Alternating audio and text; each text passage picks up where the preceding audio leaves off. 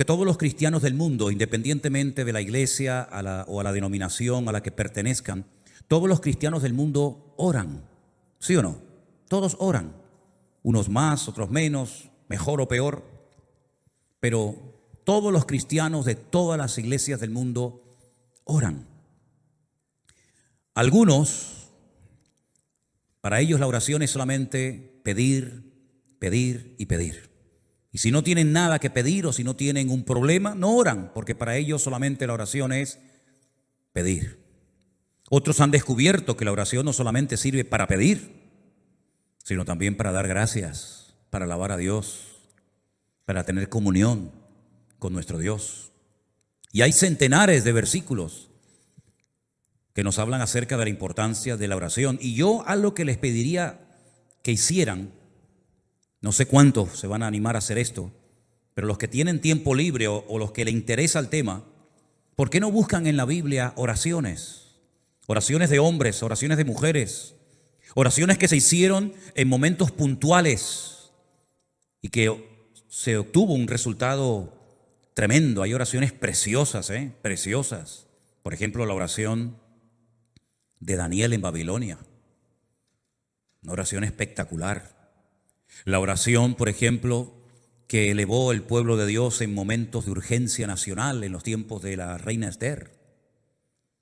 La oración que se elevó cuando Pedro estaba en la cárcel, ¿verdad? El día anterior habían matado a uno de los pastores de la iglesia, Santiago.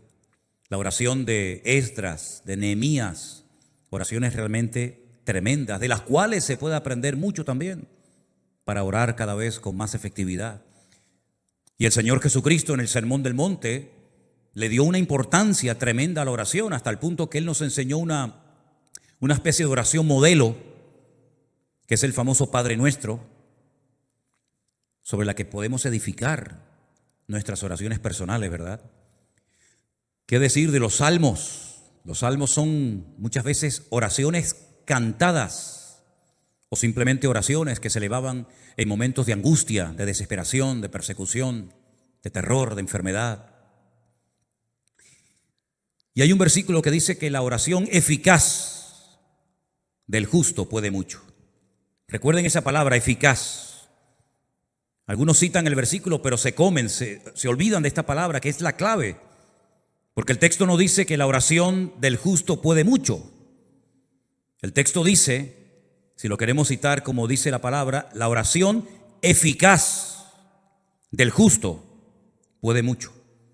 Luego nos da a entender la Escritura que hay oraciones que no salen del techo. Oraciones que no son eficaces, porque no reúnen las condiciones, no tienen los ingredientes bíblicos para que sea una oración efectiva y poderosa y que obtenga resultados. Porque no solamente nos alegra saber que nuestro Dios, cuando oramos, nos escucha, nos oye, sino que además nuestro Dios también responde a la oración que hemos hecho. Y esta es la confianza que tenemos en Él, que si pedimos alguna cosa conforme a su voluntad, Él nos oye. Y si nos oye, sabemos que tenemos las peticiones que le hayamos hecho, ¿verdad? También dice la Biblia, y ustedes conocen esa palabra que dice, no reciben porque piden mal. Luego hay una forma de pedir, pero mal. Y entonces, como es una forma de pedir incorrecta, no recibe respuesta, no recibe resultados. Lo bueno de la oración es que se puede hacer en cualquier lugar, a cualquier hora y en cualquier postura. Por ejemplo, es curioso notar que cuando fue derramado el Espíritu Santo en el día de Pentecostés, Hechos capítulo 2, estaban orando juntos, sentados. Curioso, ¿verdad? Uno se imagina que estarían seguramente de rodillas o tal vez de pie. No, dice estaban sentados. Luego vemos que se puede orar sentado. Y se puede orar de pie. Y se puede orar postrado en una cama. Y se puede orar en cualquier postura. Y Dios escucha la oración de la persona que lo hace. Y no tiene uno que ir a un sitio en particular para que Dios escuche y responda a tu oración, sino que puedes orar en tu coche, en el hospital, en la cárcel, en la iglesia, en tu casa, cuando vas a trabajar, caminando por la calle, mientras cocinas. La oración se puede hacer de cualquier postura y en cualquier lugar y a cualquier hora, Puedes orar de día, de tarde, de noche, de madrugada, cuando quieras, con voz alta o con voz baja, ¿verdad? La oración es algo realmente increíble. Dios la ha puesto tan fácil, tan accesible para sus hijos, que no hay excusa para no orar cuando queramos y donde queramos y en la postura que estemos. Amén. Imagínate que el Señor dijera: solamente voy a oírles si van a tal sitio y se ponen de esta manera a tal hora. Pero gracias al Señor no hay barreras para la oración. El Señor la ha puesto accesible para todos sus hijos cuando ellos quieran. Vamos a ver 3 ejemplos de oración en los cuales llevo pensando hace días y hoy me he decidido a compartir este mensaje. Vamos a ver una oración que se elevó en el Antiguo Testamento, en Primera de Reyes capítulo 18, por parte de un grupo grande de hombres que eran servidores de un ídolo llamado Baal. La palabra Baal en el Antiguo Testamento en hebreo significa Señor. Baal significa Señor. Baalí es mi Señor. Es decir, que se le puede llamar a Dios Baal, no, porque la palabra para Señor para nuestro Dios es Adonai, Adonai. Pero la palabra Baal también significa Señor y es la palabra que Sara utilizaba para dirigirse a su marido. Dice la Biblia que ella llamaba a su marido Señor. ¿Cómo lo llamaba? Baalí, mi Señor. Pero no utilizaba Adonai, porque ese es el nombre que se utiliza únicamente para nuestro Dios. Y estos hombres oraban y hacían una serie de cosas que aparentemente eran muy llamativas, pero no eran oraciones eficaces. No obtuvieron resultado. Es más, hicieron el ridículo, pero ni aún así reconocieron que se estaban equivocando en su forma de orar y a quién dirigían sus oraciones. Primera de Reyes capítulo 18, encontramos a Elías en una cordillera montañosa al norte de Israel, cerca de la costa llamada la cordillera o el monte Carmelo, donde hoy en día hay un mirador muy bonito al cual me gusta llevar a los hermanos cuando van a visitar a Israel, porque desde una azotea hay una panorámica espectacular. Yo creo que es una de las visiones más hermosas del mundo. Es el Valle de Meguido, donde se va a llevar a cabo la famosa batalla de Armagedón. Y es una visión tremenda, porque desde esa azotea puedes explicar casi 3/4 partes de la Biblia. Allí dices: mira, allí se produjo la muerte de Saúl y de sus hijos por mano de los filisteos. En aquel monte fue la transfiguración del Señor Jesucristo cuando se apareció Moisés y Elías. Mira, ¿ves allí? Allí fue donde peleó Débora, Barak, Sísara en la batalla, ¿verdad? Mira, ¿ves aquello? Aquel es el famoso monte Hermón, allá a lo lejos, que menciona el Salmo 133. Y puedes explicar muchas cosas de la Biblia. Y por supuesto cosas que van a ocurrir en el libro del Apocalipsis, según se nos relata. Y en ese monte, Elías convocó a todo el liderazgo del culto falso a Baal. Y oraban de tal manera que sorprende mucho lo que ellos hacían. Vamos a leer a partir del versículo 26. Primera de Reyes 18, 26. Ellos tomaron el buey que les fue dado y lo prepararon. E invocaron el nombre de Baal desde la mañana hasta el mediodía, diciendo: Baal, respóndenos. Pero no había voz ni quien respondiese. Entre tanto, ellos andaban saltando cerca del altar que habían hecho. Todos conocemos la historia. Elías le dijo: orad, clamad, invocad a vuestro Dios. Y si vuestro Dios es el verdadero, que responda por fuego, que lo demuestre. Y después yo oraré a mi Dios. Y si Él responde por fuego, entonces mi Dios es el verdadero. Ellos creían, estaban sinceramente equivocados. Ellos creían que si invocaban, si gritaban a Baal, Baal respondería por fuego. Y de hecho lo hicieron. Ellos no dijeron: no vamos a jugar a esto, porque vamos a hacer el ridículo. Déjalo. No, ellos creían que Baal les respondería. No hay nada peor que una fe equivocada. No hay nada peor que una fe puesta donde no se tiene que haber puesto. Ellos clamaron desde la mañana hasta el mediodía, y aconteció que al mediodía, versículo 27, Elías se burlaba de ellos y les decía: gritad, gritad en alta voz, porque Dios quizá está meditando, o tiene algún trabajo, o va de camino, tal vez duerme y hay que despertarle. Qué sentido del humor tenía Elías, metiéndose, burlándose con ellos. Pero ellos seguían totalmente convencidos de que allí Baal respondería a su oración. Y entonces ellos clamaban a grandes voces, como si levantando el volumen su Dios los iba a escuchar más. Y se sajaban con cuchillos y con lancetas, conforme a su costumbre. Se hacían cortes, se abrían la piel hasta chorrear la sangre sobre ellos. Bueno, vamos a añadirle, a las danzas, vamos a añadirle gritos, vamos a añadirle sangre, a ver si de esa manera sacudimos el trono de Baal y responde. Pasó el mediodía y ellos siguieron gritando frenéticamente hasta la hora de ofrecerse el sacrificio.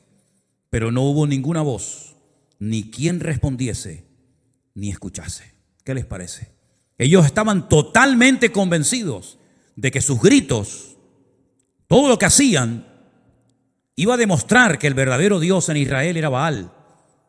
Pero se equivocaron rotundamente, hicieron el ridículo.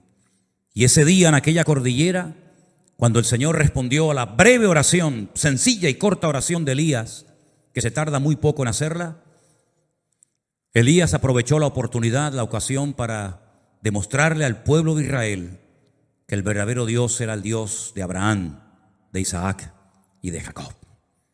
Y los degolló, a todos los degolló en aquel monte. Tremendo, ¿verdad? Dios respondió a la oración de su pueblo. Tenemos una oración muy breve, más que una oración, es como casi una especie de acción de gracias. Y es la que encontramos en el Evangelio de Juan capítulo 11. Cuando Jesús llega a la casa de Marta y de María y se las encuentra destrozadas porque su hermano Lázaro, el único hombre de la casa, ha muerto. Y el presente y el futuro de Marta y de María es terrible. Y no solamente porque tienen miedo, digamos, a su vida económica, sino que además,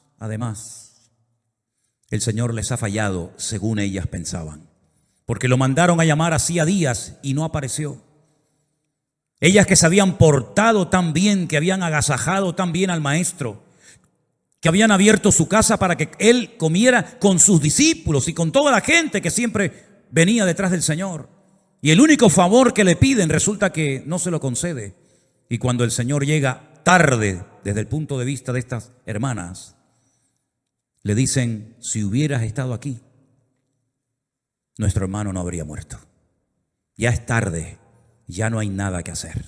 Pero el Señor le dice: el que cree en mí, aunque esté muerto, vivirá. Porque yo soy la resurrección y la vida. Y tu hermano resucitará. Cuando llegan al cementerio, el Señor dice en el verso 39, quitad la piedra. Quitad la piedra. Marta, la hermana del que había muerto, le dijo: Señor, hiede ya, porque es de 4 días. Jesús le dijo: ¿no te he dicho que si crees verás la gloria de Dios? Entonces quitaron la piedra donde había sido puesto el muerto, y Jesús, alzando los ojos a lo alto, dijo: ¿cuánto se tarda en repetir, en hacer esta oración? Padre, gracias te doy por haberme oído. Nada. Aquellos estuvieron gritando desde la mañana hasta el mediodía. Hicieron el ridículo. Jesús dice: Padre, gracias te doy por haberme oído. Yo sabía que siempre me oyes, lo sabía, pero lo dije por causa de la multitud que está alrededor, para que crean que tú me has enviado. Y habiendo dicho esto, clamó a gran voz y dijo: Lázaro, sal fuera. Y el que había muerto salió, atadas las manos y los pies con vendas y el rostro envuelto en un sudario. Y Jesús dijo: desatadle y dejadle ir. Sin espavientos, sin show, sin crear un espectáculo que podía haberlo hecho, de la forma más sencilla, simplemente dando gracias al Padre, un muerto que hacía 4 días que estaba allí dentro metido, salió caminando, saltando por su propio pie. Algo tienen estas dos oraciones que hemos visto, que es lo que podríamos llamar o clasificar como oraciones eficaces. Los otros no obtuvieron resultados. Los otros perdieron el tiempo. Elías con una breve oración y Jesús simplemente dando gracias obtuvo más que 450 hombres haciéndose daño, gritando como locos y haciendo un espectáculo que fue un auténtico ridículo y que no sirvió absolutamente para nada. Pero una de las oraciones que más me ha llamado a mí la atención es la que hace una mujer que lo lleva pasando muy mal hace años. Y yo he estado esta semana leyendo y estudiando palabra por palabra. Lo he leído en español, lo he leído en hebreo, he consultado 4, 5, 6 o 7 versiones diferentes y he disfrutado muchísimo de la oración de Ana en 1 Samuel capítulo 1. Vamos a leer esta historia, por favor. 1 Samuel capítulo 1, verso 1 dice que había un hombre, un varón de Ramataim de Sofín, en el monte de Efraín, que se llamaba Elcana. Era hijo de Jeroboam, de Eliú, de Tohu, de Suf, Efrateo. Él menciona a todos sus antepasados. Y este hombre tenía 2 mujeres. Y la primera pregunta que surge es, ¿cómo es posible que un creyente ya a estas alturas de la vida, sabiendo lo que la Torá enseñaba y sabiendo que Dios creó a un hombre para una mujer y a una mujer para un hombre, cómo es posible que a estas alturas de la historia de Israel todavía haya personas que tengan varias esposas, en este caso 2? La poligamia en aquellos tiempos estaba muy arraigada a las culturas. Era muy normal que un hombre tuviera varias mujeres. Incluso Elcana, que era un adorador del Dios vivo y verdadero, no se conformaba con una, sino con 2. Luego también tenía 2 suegras, no solamente 2 esposas. El nombre de una era Ana y el nombre de la otra Penina. Y Penina tenía hijos, mas Ana no los tenía. Ahora, había una costumbre que cuando un hombre tenía varias esposas, a una la tenía única y exclusivamente para presumir de lo hermosa que era, y a las otras las tenía para parir hijos, para que de esta manera, digamos, que se pudiera conservar mejor físicamente. Pero también en la cultura de la época, una mujer estéril, una mujer que no podía dar a luz hijos, en aquella época, se consideraba una maldición, porque Dios es el dador de la vida y es el que impide, o el que ellos creían que impedía, que una mujer fuera estéril. Pero Ana, como buena creyente que era, sabía que en el pasado mujeres estériles como ella habían sido sanadas milagrosamente por el poder de Dios. Y la primera mujer que seguramente Ana tenía en su mente era la matriarca Sara, la esposa del patriarca Abraham, que siendo estéril y de avanzada edad, el Señor la visitó y tuvo a un hijo llamado Risa o Isaac. Y no solamente ella pensaba en Sara, sino después pensaba seguramente también en la esposa con la que se casó Isaac, que por cierto también fue estéril, Rebeca. Pero el Señor, dice la Biblia, que la sanó cuando su marido oró por ella. Y después quedó embarazada de 2 hijos, gemelos, Jacob y Esaú. Y curiosamente, la tercera generación, Raquel, también es una mujer estéril, pero era la mujer que Jacob amaba con toda su alma y con todo su corazón. Y Dios la sanó y tuvo 2 hijos de ella, José y Benjamín, y murió en el parto de uno de ellos. Así que ella sabía perfectamente que si Dios quería, la podía sanar, como sanó a estas 3 mujeres y como sanó a la madre de Sansón y probablemente alguna otra mujer que ni siquiera menciona en la Biblia. Ahora, lo interesante de la historia es que todos los años, versículo 3, aquel varón, es decir, Elcana, subía de su ciudad para adorar y ofrecer sacrificios al Señor de los ejércitos en Shilo. En aquel tiempo el tabernáculo estaba en aquel lugar llamado Shilo, donde estuvo muchísimos años. Y allí había los hijos de Elí, que era el sacerdote de la época, hijos que se llamaban Ofni y Fines, o Pinjas, como se dice en hebreo, que eran sacerdotes de Dios. Cuando llegaba el día en el que el Cana ofrecía el sacrificio, le daba a Penina su mujer y a todos sus hijos y a todas sus hijas, a cada uno su parte. Pero a Ana, aunque Jehová no le había dado, a Ana le daba una parte escogida porque amaba a Ana, aunque el Señor no le había concebido tener hijos. Y su rival, Penina, escuchen, la irritaba, la enojaba y la entristecía, porque el Señor no le había concedido tener hijos. Todos los años la misma historia. Todos los años, cada vez que se trasladaban de su ciudad a Shilo para adorar al Señor y presentar los sacrificios correspondientes, porque todavía no existía el templo de Jerusalén, todos los años la misma historia. La otra se reía, enfadaba, se burlaba, pinchaba, irritaba a Ana. Todos los años la misma canción. ¿Cuántos años estuvo así? No lo sabemos. Pero dice que lo hacía cada año cuando subían a la casa de Dios, la irritaba así, por lo cual Ana lloraba y no comía. Alguien diría hoy en día que estaba en depresión. Todo el día llorando y sin ganas de comer, depresión seguro. Y ahora resulta que el cabeza del hogar, el responsable de la vida de ese hogar, su marido, el Cana, le hace varias preguntas a su esposa. La primera, ¿por qué lloras? ¿Por qué no comes? ¿Y por qué está afligido tu corazón? No se entera de nada. ¿Tú no sabes por qué llora tu mujer? ¿Tú no sabes por qué está sin ganas de comer? ¿Tú no sabes por qué lo pasa mal? Como si fuera algo imposible de conocer, si es un secreto a voces.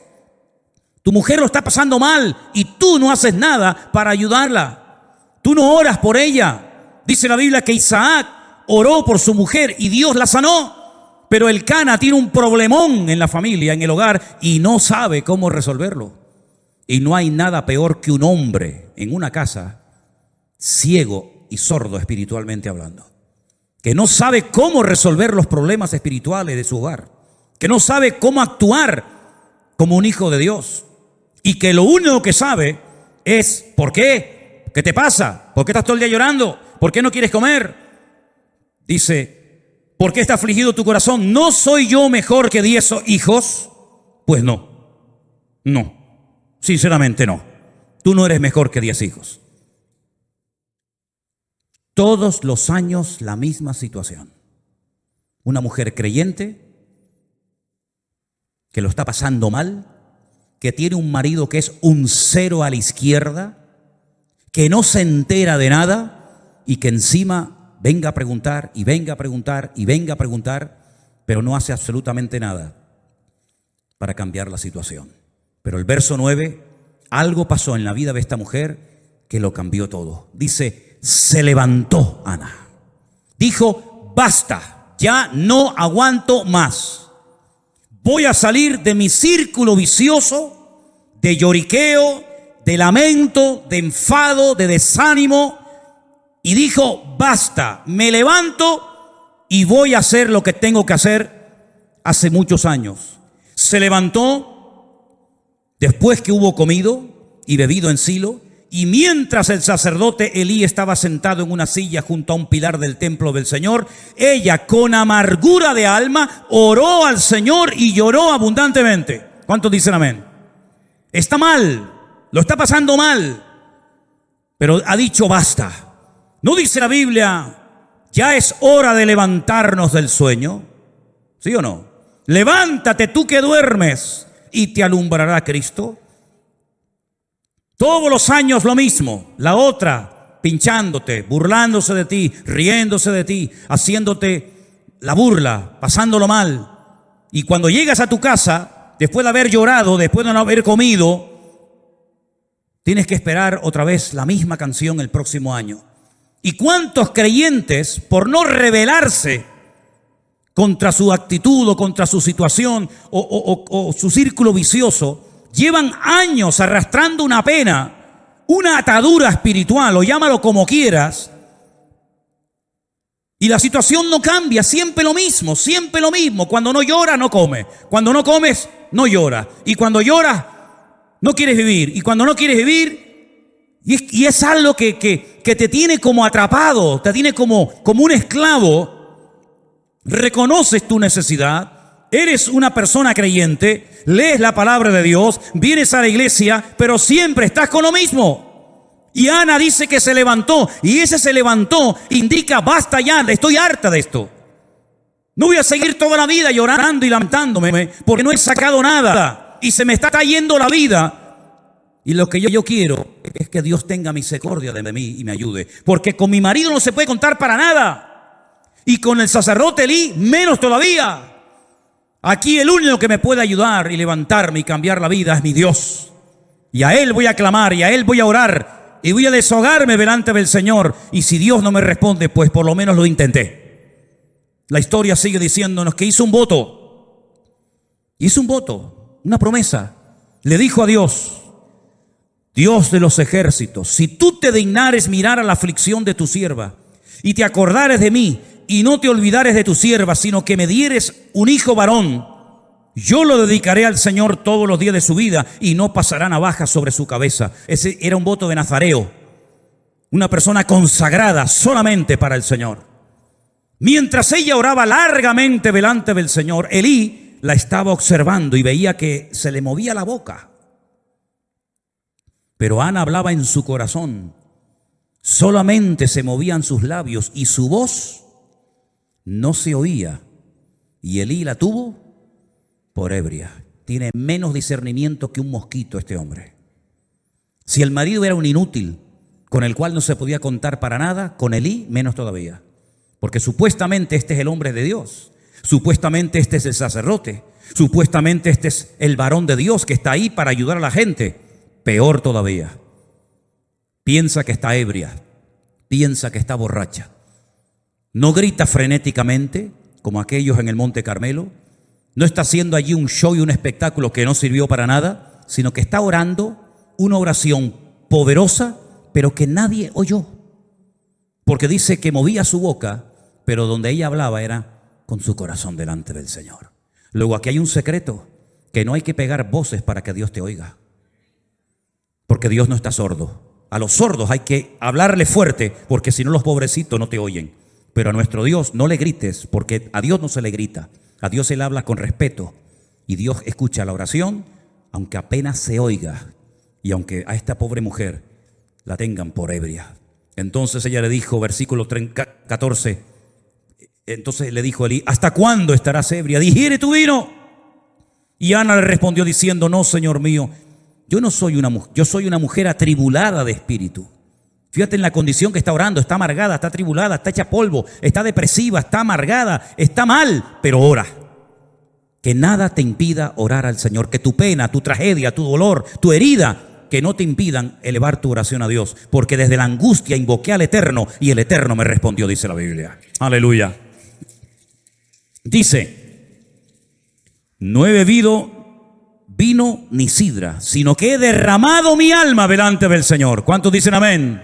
Gloria a Dios. Ahí está la clave, ahí está el secreto. Derramó su alma delante del Señor. No tengas a tu sierva por una mujer impía, porque por la multitud de mis congojas y de mi aflicción he hablado hasta ahora. Ahora, a mí me llamó la atención el término que ella utiliza. Miren que he leído versiones, y en ninguna versión, por lo menos en español, dice o se traduce lo que dice en el texto hebreo. Aquí dice: no tengas a tu sierva por una mujer impía. En otras versiones he leído por mujer mala, en otras versiones mujer pecadora, en otras mujer perversa, pero en ninguna se ha traducido lo que dice en el texto original, que dice: no tengas a tu sierva por una bat Belial. La palabra bat en hebreo significa hija. Y Belial es un nombre que recibe Satanás en la Biblia. ¿Dónde lo encontramos en el Nuevo Testamento? No os unáis en yugo desigual, porque ¿qué comunión tiene la luz con las tinieblas? ¿O qué comunión tiene Cristo con Belial, con Satanás? Ella está diciendo: yo no soy una hija de Satanás. Aquí lo han traducido por mujer impía, pero realmente dice: yo no soy una hija de Satanás. Y entonces él le responde: ve en paz, y el Dios de Israel te otorgue la petición que has hecho. Aquí hay algo muy interesante que tengo que parar un momentito para explicarlo. Ella dice, yo no soy una Bat Belial, yo no soy una hija de Satanás. Pero pasen la página y en el capítulo 3, capítulo 2, versículo 12, 2, versículo 12, los hijos de Elí eran hombres impíos. Benei Belial. Tus hijos sí que son hijos de Satanás, pero yo no soy una hija de Satanás. Aquí le manda un mensaje subliminal al sacerdote diciendo, tú a mí me confundes, tú a mí me tomas por una hija de Satanás. Los hijos de Satanás son tus hijos, que lo dice aquí en el capítulo 2, versículo 12. Los hijos de Elí eran hijos de Satanás y no tenían conocimiento del Señor. Me impactó mucho, por lo menos a mí, mientras estudiaba y preparaba este mensaje para el día de hoy. En el peor momento de la historia de Israel, cuando hay una corrupción moral y espiritual sin precedentes, esta mujer se pone en pie y dice basta. Cuando el sacerdocio es un desastre, incluso dice la Biblia que había en aquella época, en aquella generación, falta de conocimiento del Señor y escaseaba la palabra, dice otro texto. En aquel tiempo de bancarrota espiritual, de crisis nacional, se levanta esta mujer y dice basta, y se pone a orar y clama delante de Dios y cambia el rumbo de la historia de su país. Porque algo que Dios ha hecho a lo largo de la historia es, en el peor momento político, económico y espiritual de un pueblo, es cuando Dios levanta a un Salvador, a alguien para que marque una diferencia y le indique al pueblo de Dios por dónde tiene que ir y por dónde no tiene que ir. Lo hizo en Egipto. Dios levantó a un preso, a un esclavo llamado José, un hombre que ni sus hermanos carnales querían, de hecho lo querían matar, y milagrosamente fue protegido por el Señor en el peor momento de la historia, cuando no hay esperanza, cuando hay sequía, cuando hay miseria, cuando hay hambre, cuando no hay posibilidad alguna. Dios levanta en medio de la crisis mundial a un hombre llamado José, que gracias a él millones de personas en aquella época salvaron su vida de la muerte. En el peor momento, cuando Jerusalén estaba siendo sitiada por las tropas enemigas del rey Nabucodonosor, cuando los reyes eran corruptos, cuando el templo era una cueva de ladrones, cuando no había palabra de Dios, cuando había falsas profecías, cuando había manipulación de la palabra, cuando venían y enseñaban palabra que no era inspirada por Dios, creando una falsa expectativa en el pueblo, Dios levantó a un profeta llamado Jeremías, que le dijo al pueblo durante 40 largos años lo que tenían que hacer y lo que no tenían que hacer. Dios levantó un hombre de Dios tremendo en medio de la peor corrupción moral y espiritual y en medio de la peor tragedia que jamás había vivido Israel hasta entonces, como fue la destrucción del templo de Jerusalén, siendo llevados cautivos a Babilonia. Allí Dios levanta a un hombre llamado Daniel, que le dice al pueblo lo que tienen que hacer y lo que no tienen que hacer. Cuando el peor imperio de toda la historia de la humanidad, un imperio corrupto, sin piedad, sin misericordia, que mataba a la gente por cualquier cosa, el imperio romano, cuando el pueblo de Israel estaba con la soga al cuello, oprimido, pagando tributos que era imposible poder pagarlos, Dios levantó un Salvador, que fue nuestro Señor Jesucristo, en medio de la peor crisis histórica y política y espiritual de la historia de la humanidad. Y por eso el anticristo, imitando lo que Dios ha hecho, en el peor momento de la historia de las naciones, cuando todo esté destrozado, sin esperanza, sin solución, cuando el dinero no valga nada, cuando una barra de pan costará el sueldo de todo un día de trabajo, es cuando se levantará el famoso anticristo para ofrecerle al mundo paz y seguridad. ¿Qué te parece? Es en los peores momentos de la historia, cuando escasea la palabra, cuando hay corrupción en el liderazgo, cuando hay falta de palabra, cuando hay manipulación de las escrituras, cuando hay abuso de poder, cuando es un tiempo de bancarrota y de crisis espiritual, Dios siempre levanta a alguien para que marque una diferencia y le diga al pueblo, no es por ahí, no es esa forma, no es esa palabra, sino es por este sendero. Y Dios siempre levantará a alguien para que indique lo que tenemos que hacer en tiempos de crisis y tiempos de necesidad. ¿Cuántos dicen amén? Gloria a Dios por Ana, que se levantó y dijo, basta. Porque si ese año, con sus llantos, con sus lamentos, con su irritación, con su enfado, con su depresión, si hubiera vuelto otra vez a Ramataín, donde vivía Elcana y la otra, hubiera sido siempre lo mismo, y la historia se hubiera perdido al hombre que marcó una diferencia en la historia de Israel como yo creo como ningún otro. Porque es verdad que Samuel no hizo los grandes milagros de aquellos profetas como Elías y Eliseo. Nunca hizo flotar hachas que se habían hundido en el río y las hacía flotar como si fueran corcho. Nunca resucitó muertos ni limpió leprosos, como por ejemplo en el río Jordán fue sanado de la lepra de Naamán. Nunca hizo milagros espectaculares, pero Samuel entendió el corazón de Dios como nadie. Fue ese eslabón entre los jueces que ya no servían y entre esa futura monarquía que iba a llevar al país a una profunda depresión y a una crisis sin precedentes. Fue un hombre que marcó una diferencia y que siempre tuvo palabra de Dios específica para los hombres que querían agradar al Señor en aquella época. Fue el que preparó a muchos profetas que luego ayudaron a los reyes, ¿verdad?, como consejeros en el palacio, aquella escuela de profetas que estaba, por ejemplo, en Jericó.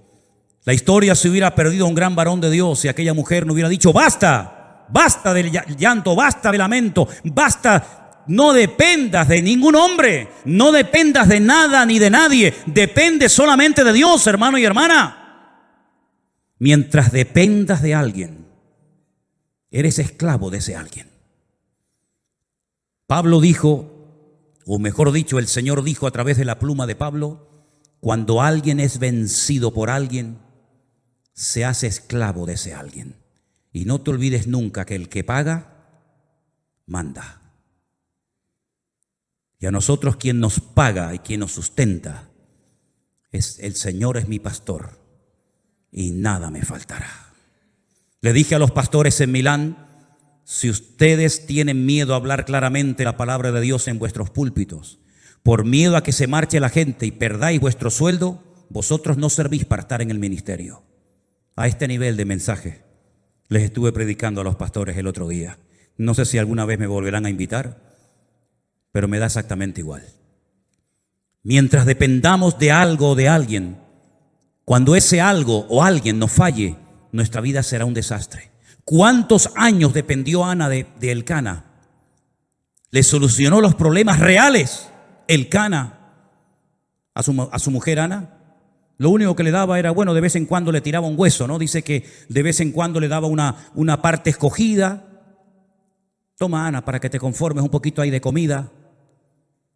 Pero el problema real nunca supo solucionarlo, porque un hombre que no es de Dios no puede ser tu guía y tu sustentador y la persona que te cubra espiritualmente hablando. Elcana era un religioso que iba todos los años a Shilo a adorar a Dios, pero nunca supo solucionar el problema que tenía en su casa, que era una mujer deprimida. ¿Y por qué no supo solucionarlo? Porque las personas que no tienen una íntima comunión con Dios son ciegos, son torpes y no saben cómo resolver algo porque no tienen las herramientas espirituales para poder solucionarlo.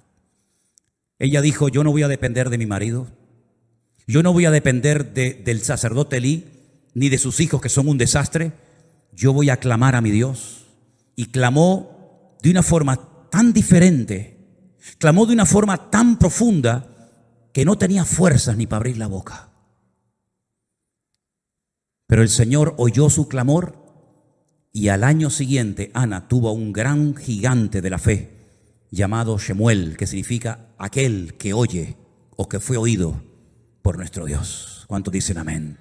No sé cuál es tu necesidad, no sé cómo es la situación espiritual de tu hogar, pero lo que sí sé que el Dios que oyó el clamor de Ana es nuestro Dios. Y cuando estés en crisis, cuando estés en necesidad y en angustia, hagamos lo que nos dijo el Señor Jesucristo. Entra en tu aposento, cierra la puerta y tu Padre que te ve en lo secreto te recompensará en público. Eso fue lo que hizo Ana. El marido hacía todo para que la gente lo viera. El cordero, la cabra, el buey, el sacrificio, siempre era todo a la vista de los demás. Pero esta mujer descubrió el secreto de estar en intimidad con Dios, en la privacidad con Dios. Nadie oyó su oración. Es más, aquel que tenía que apoyarla espiritualmente hablando, la tuvo por ebria. Y le tiene que dar una explicación ella al sacerdote, en vez del sacerdote ministrarle a ella. Pero es que sí, así era aquella época. Falta de conocimiento. Un niño, el de ella, Samuel, de pequeño, oía mejor la voz de Dios que el mismo sacerdote, que estaba ya tan cansado y estaba tan desgastado por fuera y por dentro, que ya estaba sordo a la voz de Dios. Estamos viviendo en una época de crisis moral, espiritual, de abusos o de abuso de poder. Pero queridos hermanos, en medio de esta tormenta en la cual estamos viviendo, Dios quiere levantar a su iglesia. Dios quiere levantar a su pueblo para que este mundo sepa que hay esperanza cuando clamamos con toda nuestra alma y con todo nuestro corazón a nuestro Dios. Si ustedes observan y analizan la historia de la iglesia en su conjunto, en las últimas décadas, los últimos 30 o 40 años, prácticamente hoy en día, de aquellos grandes evangelistas, de aquellos grandes y famosas estrellas del evangelio, no queda en pie ni uno. Y es que estamos viviendo en una época en la que Dios, a quien quiere levantar, es a su iglesia, y que su iglesia a su vez levante su nombre ante la presencia del Señor. Ese es el objetivo que tiene que tener el Señor con nosotros: encontrar Anas, encontrar hombres y mujeres que sepan clamar. Y ya les he dicho que para clamar a Dios no hace falta hacer show, ni espectáculo, ni levantar la voz a grito como si Dios fuera sordo, sino simplemente, como dice aquí, estoy derramando mi alma delante del Señor, estoy desahogándome en la presencia de mi Dios. Y aunque tú no me entiendas, aunque mi marido no me haga caso, aunque tú te rías de mí, aunque creas que estoy borracha, aunque la otra se meta conmigo, me da igual. Ella salió de su círculo vicioso y puso su mirada única y exclusivamente en Dios. Y dice la Biblia: si habéis resucitado con Cristo, poned la mira en las cosas de arriba, no en las de la tierra, porque allí es donde está la respuesta a todas nuestras necesidades y peticiones en el nombre del Señor. ¿Cuántos dicen amén? Cierra tus ojos en esta noche ahí donde estás, mi querido hermano. Es tiempo de levantarnos y actuar. Es tiempo de rebelarnos en contra de toda opresión diabólica. Es tiempo de cambios. Es tiempo de que la iglesia se levante como el gigante de Dios en la tierra y haga retroceder a las mentiras que el diablo ha esparcido por las naciones de la tierra. Es tiempo de que le permitamos al Señor, a través de nuestras oraciones, resolver los problemas y las dificultades del mundo. Porque la iglesia ha sido llamada para ser sal y para ser luz. Y cuando la sal se desvanece y cuando la luz se apaga, el mundo va a la deriva, al caos, a la anarquía total y absoluta. Pero recuerda siempre que en los peores momentos de la historia, Dios siempre tuvo ahí a un Abraham, a un Moisés, a un José, a un David. Recuerda siempre que en lo peor, Dios tenía un Noé, a través del cual se salvó la humanidad.